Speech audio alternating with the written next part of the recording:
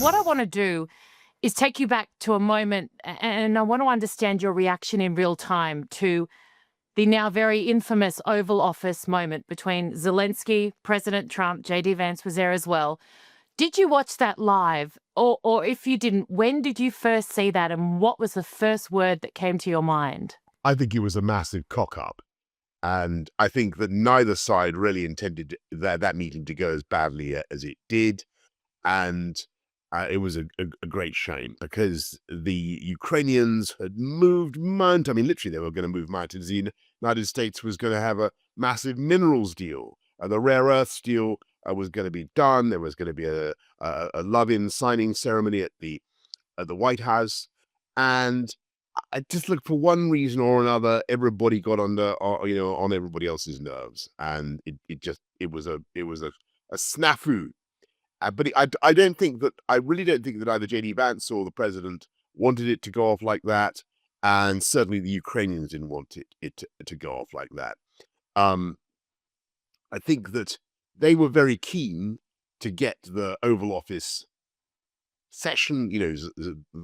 President Zelensky was keen to be in the Oval Office to sign the minerals deal, because it wasn't easy for him to persuade the people of Ukraine that America was going to be this sort of gigantic commercial partner of Ukraine. Though I think it's a good deal for Ukraine and the right thing to do. But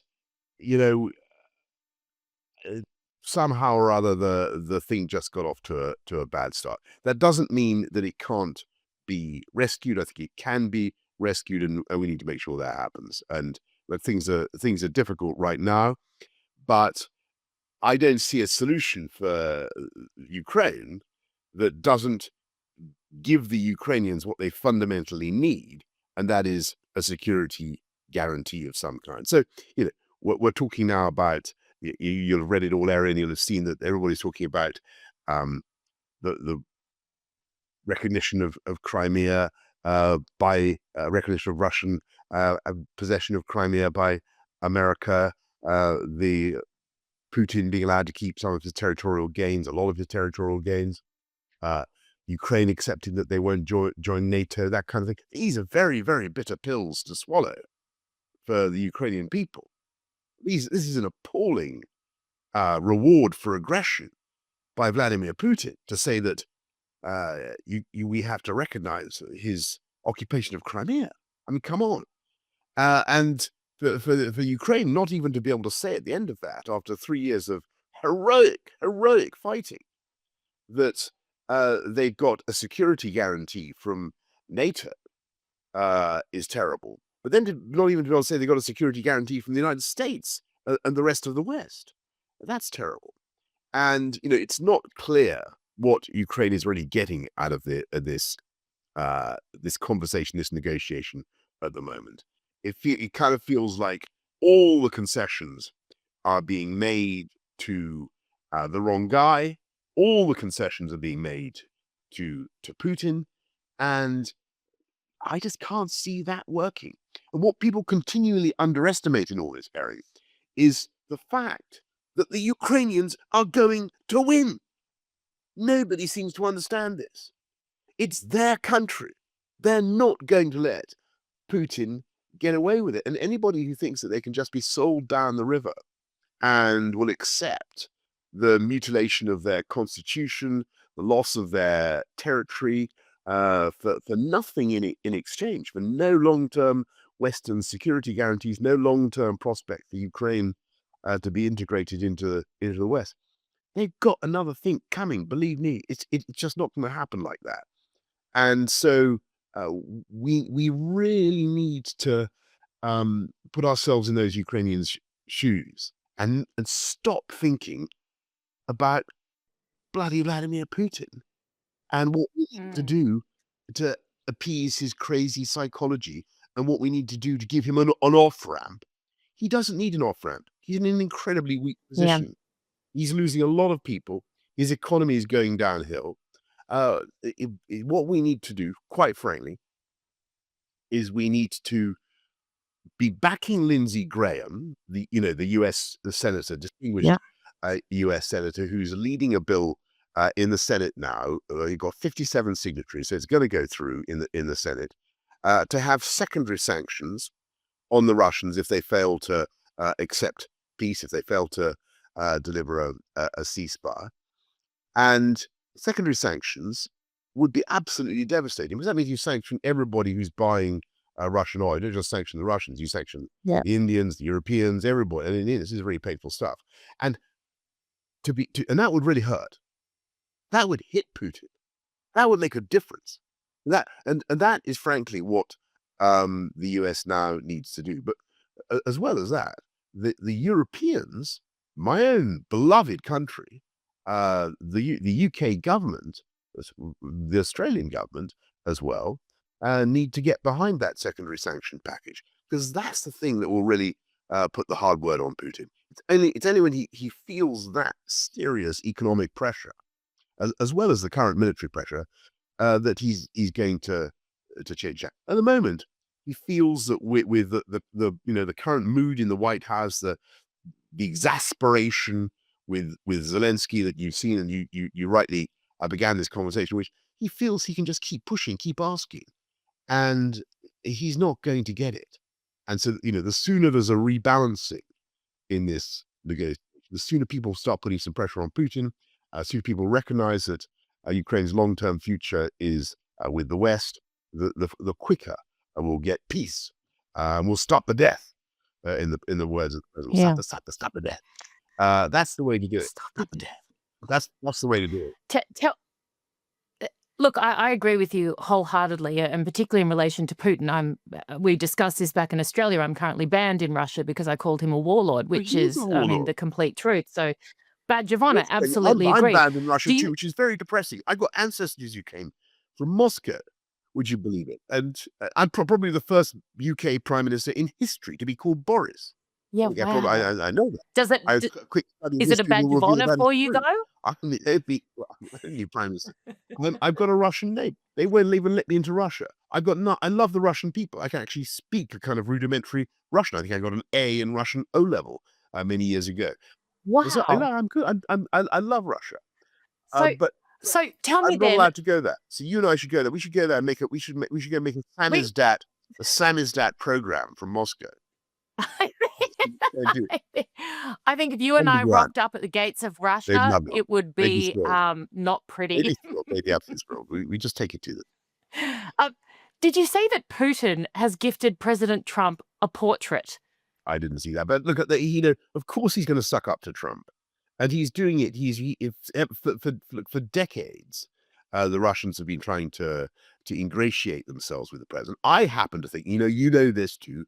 I happen to be I'm a Trump optimist, right? And everything that has gone wrong, people looking at what's happening on the markets and complaining about everything. I can understand that. There's a lot of this stuff that, I find hard to swallow, like economically hard to understand. But the general Trump campaign to boost the economy, to do things for the people who elected him, to stop illegal immigration, to turn the tide on wokery. A lot of that I really appreciate and understand. And he's dancing with the people that brung him. I think he's this tariff thing I frankly don't get. It's not my type of economics. It's not what I would have done. But I hope that my hope has always been with Trump, and maybe I've been deluding myself, but my hope has always been that he is the guy who's finally got the balls to stand up to Putin. And that's why I was always more optimistic than so many others. I thought, this is a guy who's shown him. He gave them the Javelin shoulder-launched anti-tank missiles. When Obama and the Democrats did nothing after the 2014 invasion, Trump did give them lethal weaponry. And that lethal weaponry was actually pretty useful to the Ukrainians in kicking the Russians out of Kiev. Now, I'm still sitting here waiting, hoping for that moment when the Trump indomitable spirit, irascible, unpredictable, but fundamentally good-hearted spirit takes over. And he says no to Putin. He says, no, you've pushed us too far. You can't take a sovereign European country and claim it as your own. And we are going to put the most, unless you stop your violence, unless you stop killing children, unless you call your troops off, unless you recognize that Ukraine is a free, sovereign, and independent country, then we, the United States, are going to put the most appalling sanctions on you in the secondary sanctions that I've described. Now, that's Erin. That's what he said he was going to do, if you remember, before the election. He said, if the Russians agree, Yes, very much so. then I'll put the mother and father of all sanctions regimes on them. I'm still waiting for that to happen. I'm campaigning. Did you feel let campaigning for that to happen. down that he hasn't done that yet? You were one of the first to go to Ukraine, world leaders. You have been all in, standing with Ukraine. Let me put this the other way around. I think he has an amazing opportunity. I think he has an amazing opportunity to go down in history as the man who finally did what was necessary, came down hard enough on Putin, and did it in such a way as to end the war in Ukraine. And I just go back to my key point, which all our millions of global viewers need to understand. It is wrong to think that Putin is somehow invincible. He is very far from invincible. The Ukrainians are winning, and they look what they've achieved. They've recaptured so much of the territory they initially lost. I mean, anybody who says they should have done a deal in 2022 should look back at what Putin had in 2022. It's rubbish. They've done brilliantly, the Ukrainians. And they are much more technologically adept than the Russians. They're producing incredibly sophisticated drone technology. The Russians are really finding it hard to advance. You saw the pictures the other day of Russian recruitment officers going into gyms in Moscow to picking up middle class kids by the scruff of their neck and marching them off to the recruitment office. Things are not going well for Putin.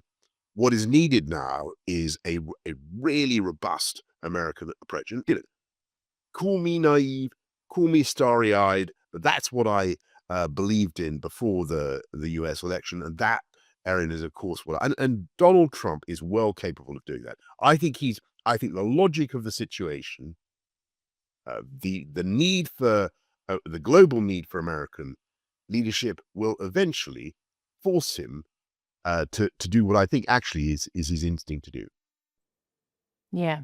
Middle East, the UK, and this is my personal opinion, I was watching a couple of parliamentary committee hearings this morning into the situation in the Middle East, Israel, Gaza, Palestine, Hamas, etc., etc. It looks to me as though the government at the time at the moment has failed miserably on so many fronts. I don't know if it's reflective of a wider population or a wider issue in the UK, but where do you stand? The Israeli government or the UK government? Of the UK government, in terms of their response, and I've seen similar examples in Australia where I feel like so many world leaders have been so inexplicably weak when it came to a terrorist attack on an allied democratic nation. You're completely right, and sometimes I feel we've gone through the looking glass with this thing, and it's like when I hear people say that the Ukrainians started the war, it's like hearing that the girl attacked the shark at the beginning of Jaws. It's just so completely insane. People forget what happened on October the 7th in Israel, and it was the worst terrorist. It was mathematically the biggest attack on the Jewish people since the Second World War. Pro rata, it was one of the biggest terror attacks on any population.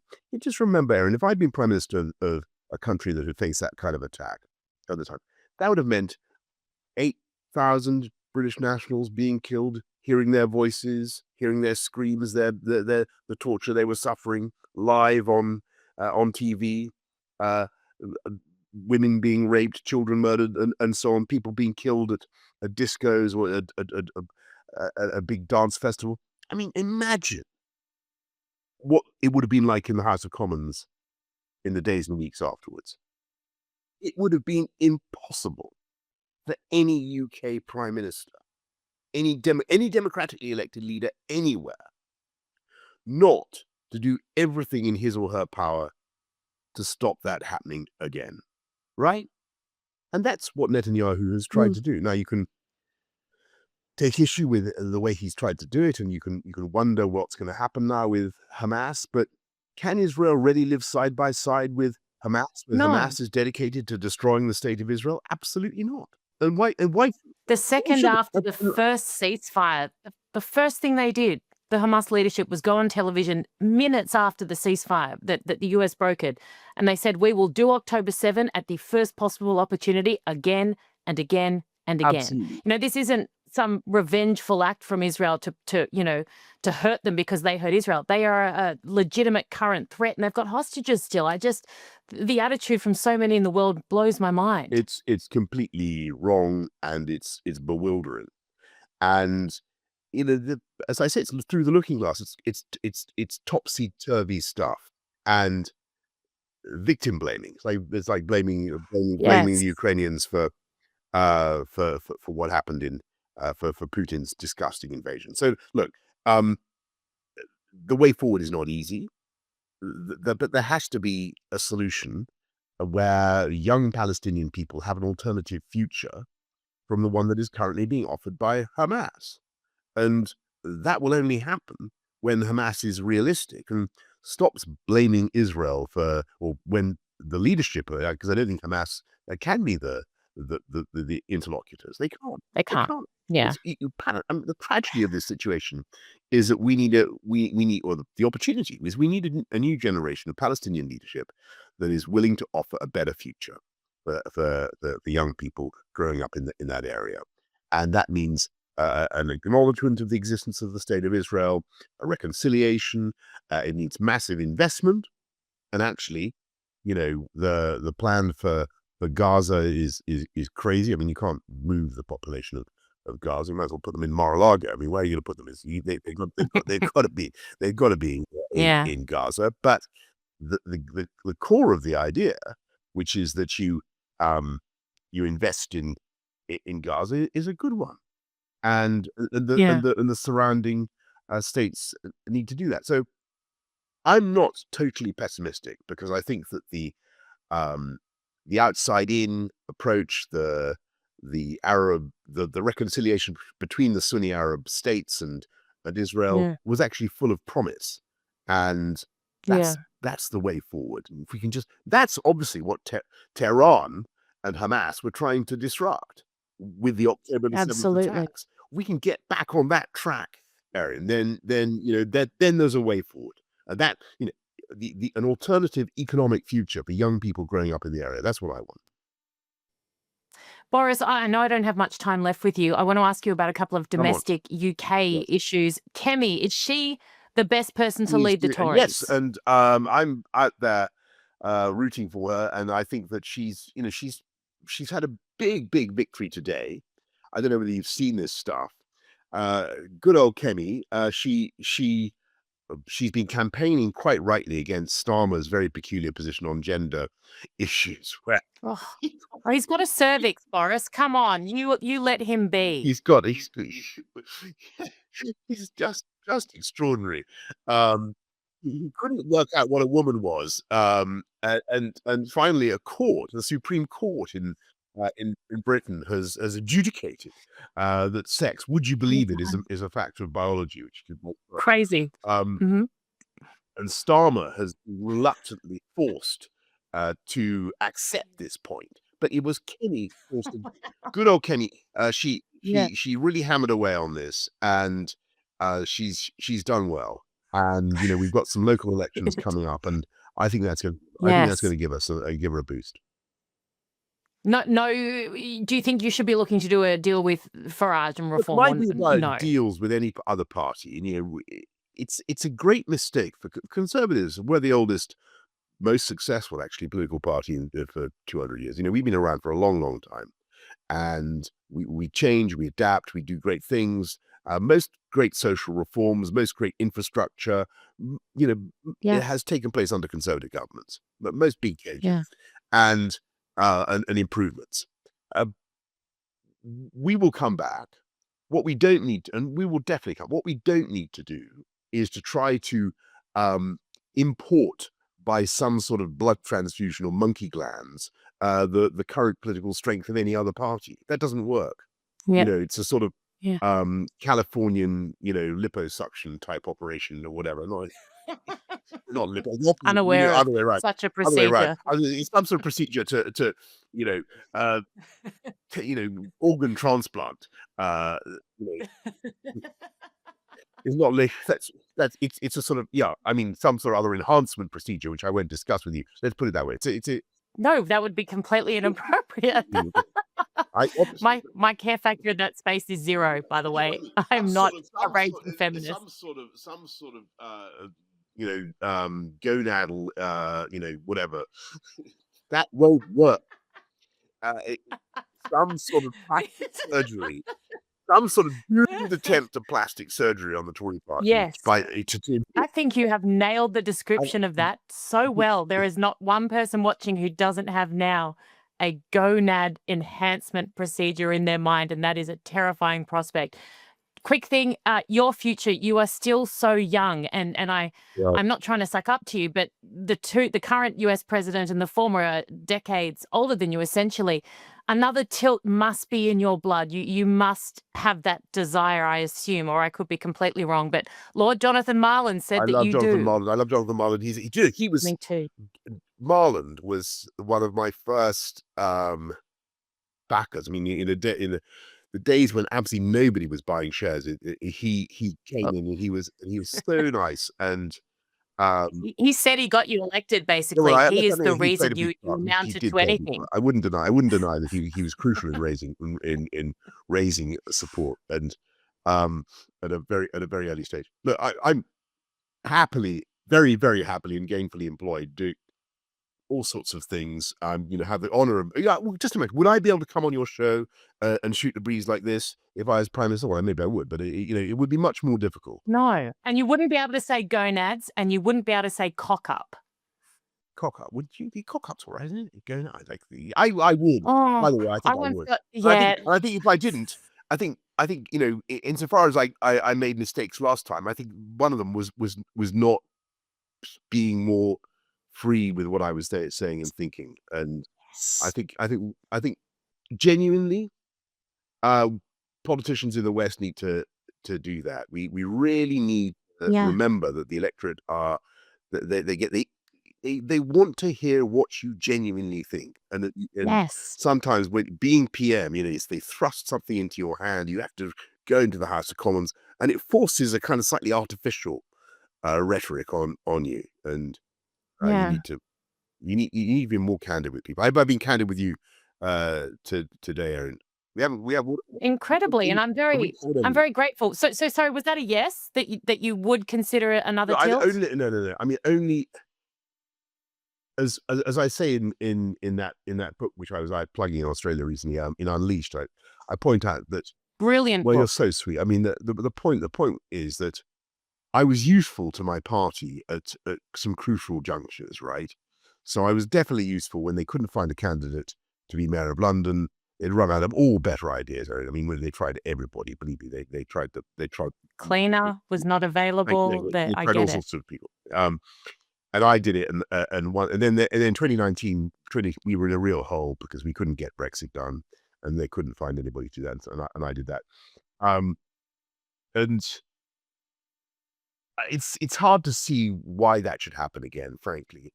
But in life, if you can be, the Queen said to me, I can say this without breaking any. She said, you should do things if you think that they're useful, and so that's if I could be useful, I would be, but I think Kemi's doing a great job.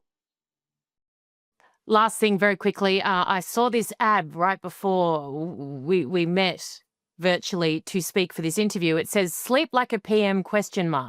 Boris Johnson's used bed for sale on eBay for this insane amount. Now, actually, I can see the amount here. For nearly £1,000. Actually, that's cheap. I'm sorry, that's highly offensive. Even if you've got nothing to do with this, I would insist. What is it? That's nothing. No, it's...